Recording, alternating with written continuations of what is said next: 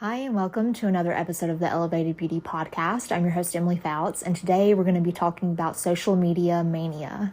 And a little bit about what that means is how people can get a little consumed with social media, with comparison, trying to be new and trying to be the first to do this, and it can make you a little manic. So I'm going to tell you guys what I do about it and how I feel like it does cause a little bit of mania for us. So if you're interested, then keep on listening.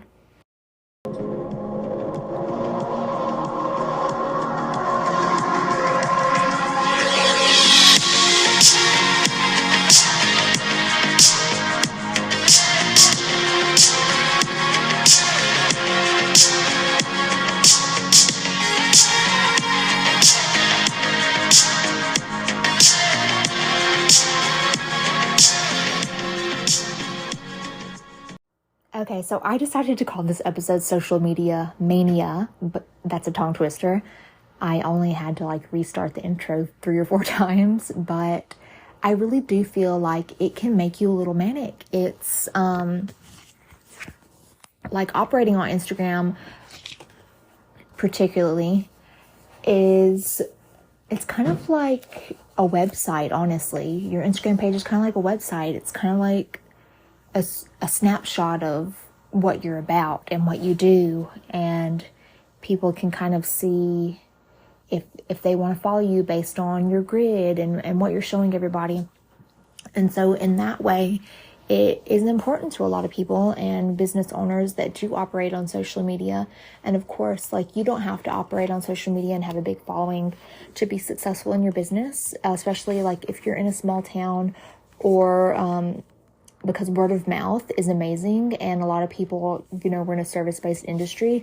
So not all of your clients that come to see you and invest in you and get services done by you are following you on social media. So the people that are making your business stay afloat are not following you on social media.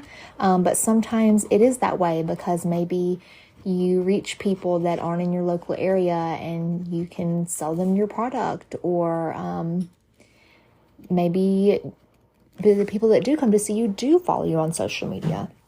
But either way, it's not a must for everybody, but for me, I feel like it's important in this day and age, and so I do put some importance on it, but I've come to find that it can be consuming, and it's not for me anymore. At one point it was, and this is what I noticed in some people, and this particularly is something that I dealt with in the past, was I had to post every single day. I still try to post every single day, but I would be so obsessive over it. If I miss a day now, it's not a big deal. And if you are one of those people that's okay, what am I going to post? What am I going to post? I have to post each day, this. Do you really care? Do you notice when someone that you follow doesn't post one day, if they skip a few days? If they post once a week, do you actually notice that? And do you care? The answer is probably no. I keep up with people that I follow by stories. So you can easily post on your story without having to create content and make a post every single day to share to your grid.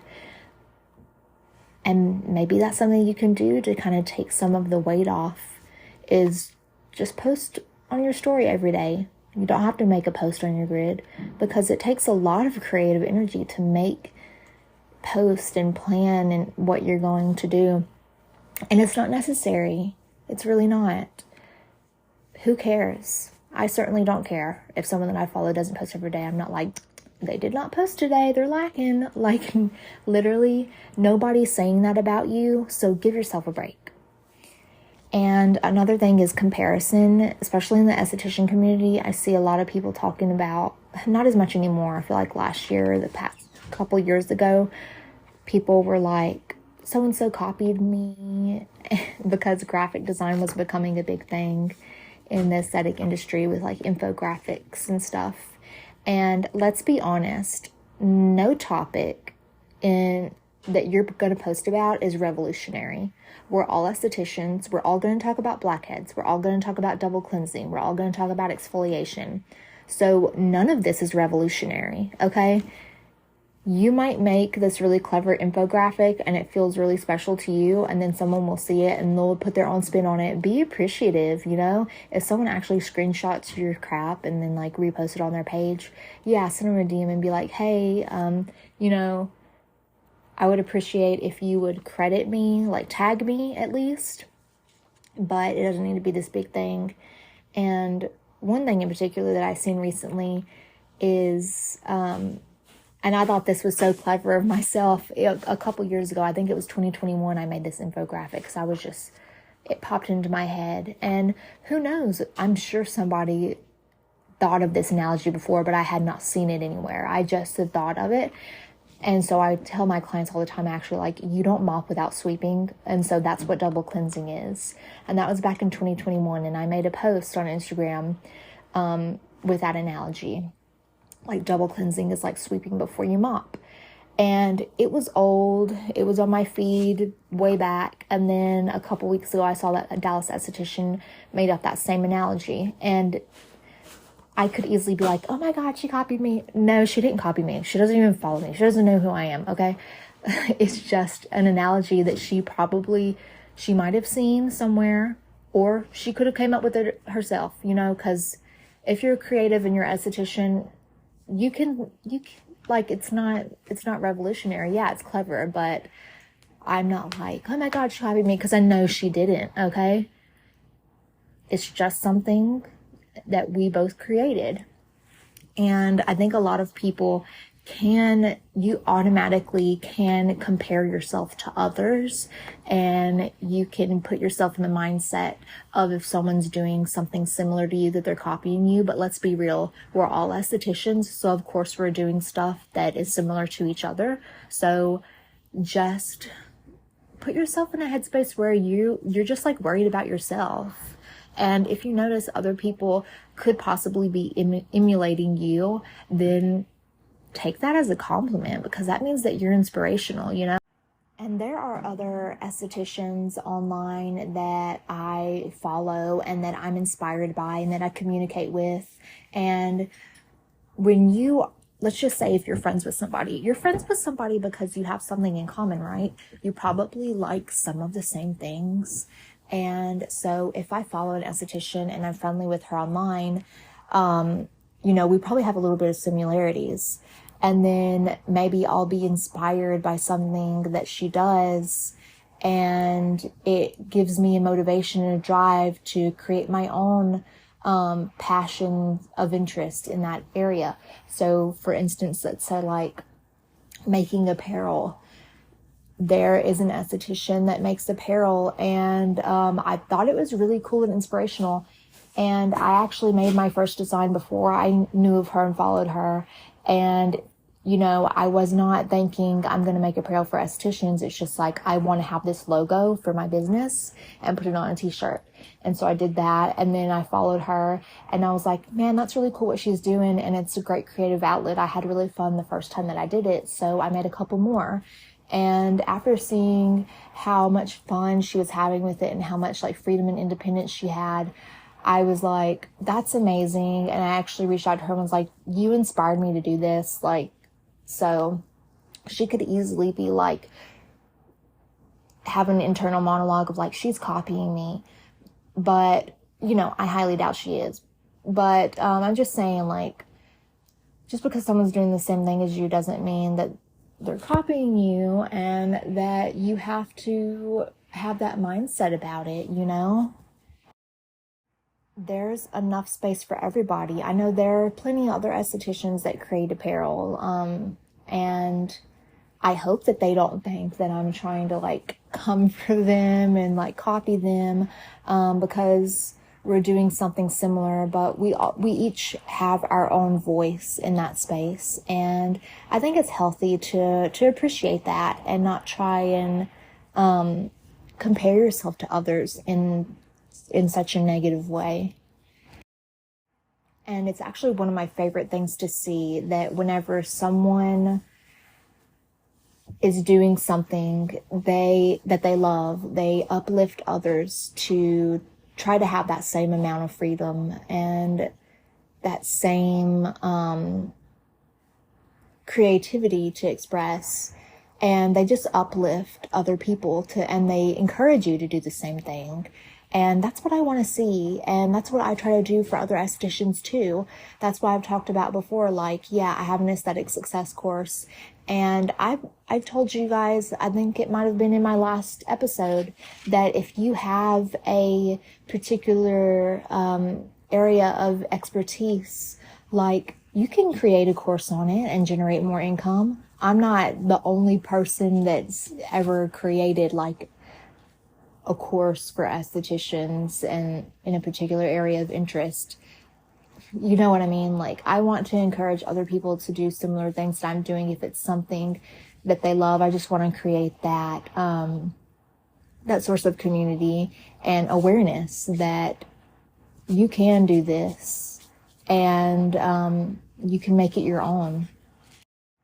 So in regards to maintaining your social media to where it doesn't make you in a manic state, is to operate authentically and in a way that it doesn't overextend you. Okay, so we already talked about comparison. Put that aside. Stop comparing yourself to others.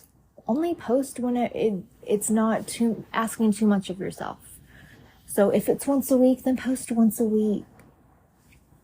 It's smart to post on your stories as much as you can, but you don't want to overextend yourself. And the most important thing is to stop perceiving yourself. And I'm speaking to the choir here. I'm so bad about perceiving myself. It's my personality type.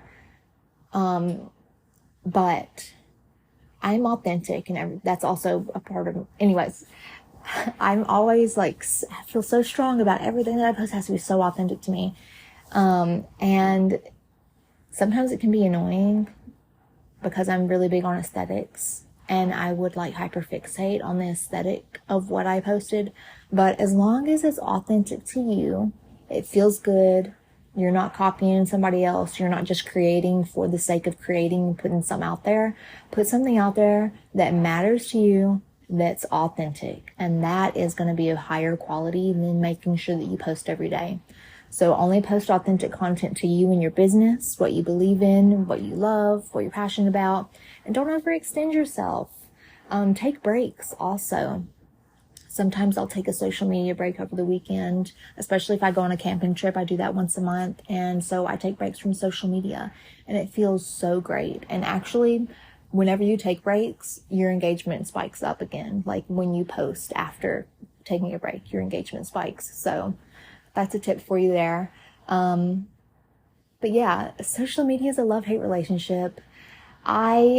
It's taken me literally like 3 years to find a healthy balance for me. And a healthy balance for me is creating when I feel creative. I don't force myself to post. And I stopped comparing myself to what other people post, what other people find popular, because I went through a phase of where I was trying to meet the trends, and that was so exhausting and inauthentic. And so yeah, that's my piece to you all. I hope that you can find a happy balance of your social media presence, because as a business owner, it is important to have one, but no, it's not the most important thing. My business actually really thrives on word of mouth. Probably half of my clients follow me on social media, but yeah, find a happy balance. What works for you. Don't overextend yourself and be authentic.